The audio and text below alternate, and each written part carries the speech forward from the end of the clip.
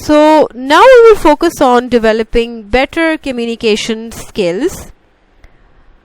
हमें बेहतर communication skills को must develop करना चाहिए.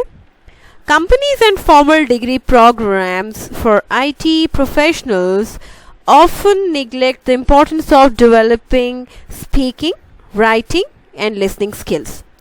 हमारी जो कंपनीज हैं और फॉर्मल डिग्री प्रोग्राम्स हैं जो आईटी प्रोफेशनल्स के लिए कंडक्ट किए जाते हैं, वो अक्सर ये निगलेक्ट कर देते हैं कि हमारी जो स्पीकिंग, राइटिंग और जो लिसनिंग स्किल्स हैं उनकी इम्पोर्टेंस क्या है. As organizations become more global, they realize they must invest in ways to improve communication with people from different countries and cultures. So हमारी organizations के global होने के बाद वो ये realize करती हैं कि उनको must invest करना चाहिए उन तमाम ways में जिनके थ्रू हम अपनी communication को improve कर सकते हैं different तरह के लोगों के साथ, different तरह के countries के लोगों के साथ या cultures के साथ. It takes leadership to improve communication. So, communication को improve करने के लिए we need or we require the strong leadership. हमारे पास communication को improve करने के लिए strong leadership का होना बहुत ज़रूरी है. So now we will focus on running effective meetings. Project management को इफ़ेक्टिवली कंडक्ट करने के लिए हमें डिफरेंट तरह की जो इफ़ेक्टिव मीटिंग्स हैं उनको रन करना चाहिए. So in order to run the effective meeting we should determine if a meeting can be avoided. हम डिटर्मिन कर सकते हैं कि क्या मीटिंग को अवॉइड किया जा सकता है, क्या मीटिंग हमारे लिए ज़रूरी है या नहीं. Define the purpose and intended outcome of the meeting. Her meeting को कंडक्ट करने से पहले उसका पर्पस डिफाइन किया जाना चाहिए, उसके इंटेंडेड या रिक्वायर्ड आउटकम्स को डिफाइन करना चाहिए. Determine who should attend the meeting. किसी भी मीटिंग को कंडक्ट करने से पहले हमें ये लाजमी तौर पे डिफाइन करना है, डिटरमिन करना है कि किन किन पर्टिकुलर पर्सन्स के लिए मीटिंग को अटेंड करना ज़रूरी है. Provide an agenda to participants before the meeting. Meeting को कंडक्ट करने से पहले this is practical to provide some agenda और गोल फॉर द पार्टिसिपेंट्स. जो भी पर्टिकुलर पर्सन हमारे उस मीटिंग में इन्वॉल्व होंगे उनके लिए हमें उस मीटिंग का एजेंडा डिफाइन करना बहुत ज़रूरी है. Prepare handouts, visual aids and make logistical arrangements ahead of time. So किसी भी मीटिंग को कंडक्ट करने से पहले हमें उसके लिए जो इफ़ेक्टिव हैंडआउट्स हैं या विजुअल एड्स हैं या जो लॉजिस्टिकल अरेंजमेंट्स हैं उनको मस्ट प्रिपेयर करना चाहिए before conducting the meeting. Run the meeting professionally. और किसी भी मीटिंग को रन करने के लिए, उसको मीनिंगफुल बनाने के लिए ये ज़रूरी है कि हम उसको प्रोफेशनल वे में कंडक्ट करें. So we must build relationships. हमें किसी भी मीटिंग को कंडक्ट करने के लिए जो पीपल टू पीपल रिलेशनशिप्स हैं उनको इफ़ेक्टिवली बिल्ड करना बहुत ज़रूरी है, क्योंकि आप उसी के थ्रू उन रिलेशनशिप्स के थ्रू आप अपने टीम को कोलैबोरेटिवली इन्वॉल्व कर सकते हो in that particular discussion process और इन दैट मीटिंग जिसके थ्रू हम किसी स्पेसिफिक गोल या ऑब्जेक्टिव को मीट करना चाह रहे हैं. सो कम्युनिकेशन को इफेक्टिवली परफॉर्म करने के लिए या मैनेज करने के लिए हम ईमेल्स को effectively as a mean use कर सकते हैं. Make sure that email is an appropriate medium for what you want to communicate. हम ये मेक श्योर कर सकते हैं कि जो हमारे करंट टेक्नोलॉजी है उसके थ्रू अगर हमने कोई भी इंफॉर्मेशन ट्रांसफ़र करनी है या डिस्ट्रीब्यूट करनी है, उसके लिए जो हमारे पास जो फेमस जो टूल है जो हम यूज़ कर सकते हैं, that is the email. So you should make sure that emails will be appropriately used, and that is a perfect medium for the communication of that information that you want to transfer from one place to another. Be sure to send the email to the right people. किसी भी email को send करने से पहले हमें ये sure करना है कि हम राइट पर्सन्स को ईमेल सेंड कर रहे हैं. Use meaningful subjects. किसी भी ईमेल को कंपोज करने से पहले हमें उसके लिए मीनिंगफुल सब्जेक्ट्स को डिफाइन करना ज़रूरी है. Limit the contents to one main subject and be as clear and concise as possible. हमारे जो पर्टिकुलर कंटेंट्स हैं उनको हमने किसी एक सब्जेक्ट के लिए जो है वो लिमिट करना है, और हमें अपनी ईमेल को क्रिएट करते हुए ना सिर्फ अपनी स्टेटमेंट्स को क्लियर रखना है बल्कि कंसाइज रखना है जितना पॉसिबल हो सकता है। Limit the number and size of attachments.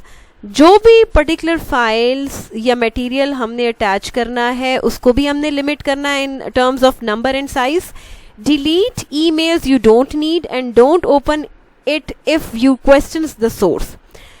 Let's suppose वो मेल्स जो आपके लिए for the future purpose useful नहीं है, तो आप इस तरह के डेटा को या ईमेल्स को आपको डिलीट कर देना चाहिए।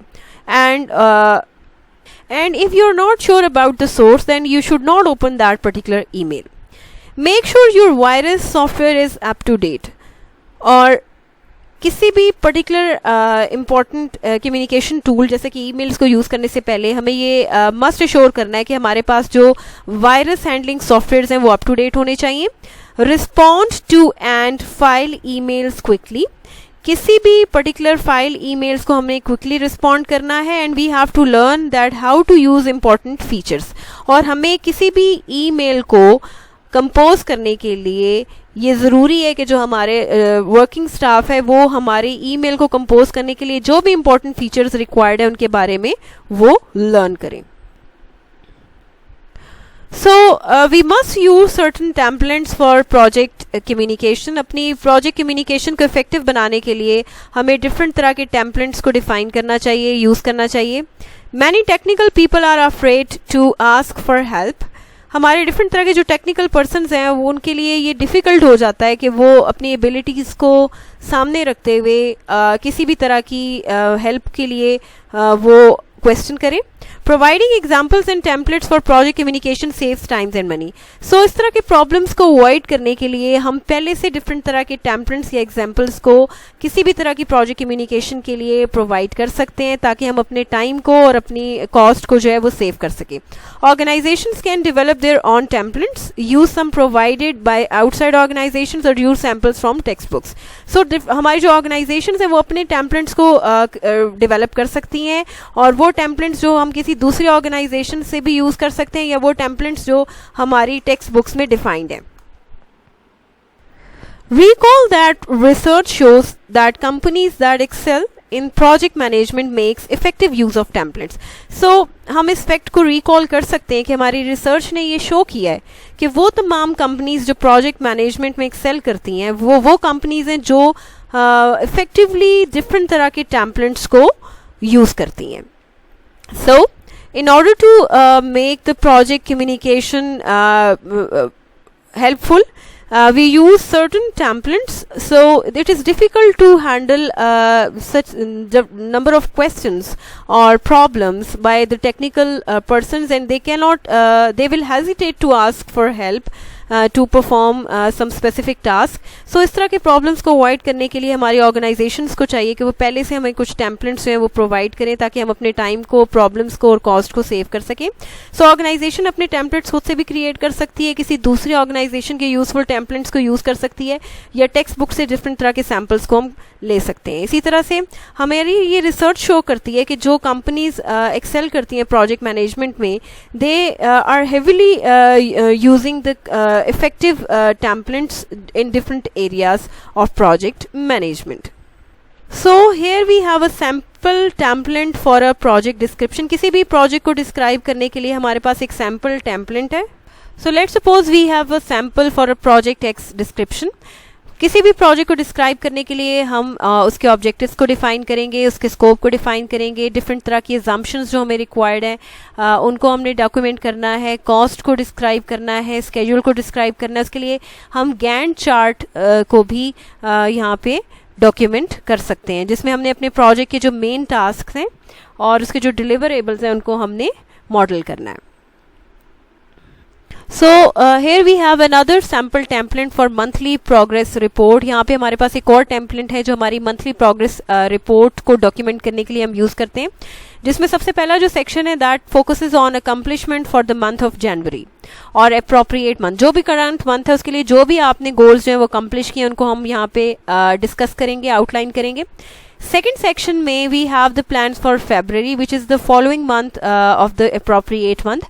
So next section में हम वो plans define करेंगे जो हमने next month के लिए document करने हैं.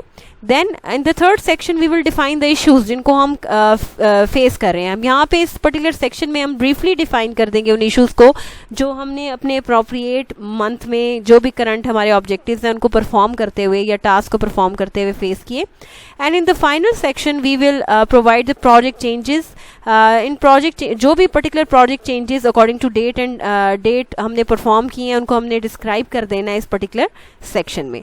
So this is a sample that we can use to define the monthly progress of a project.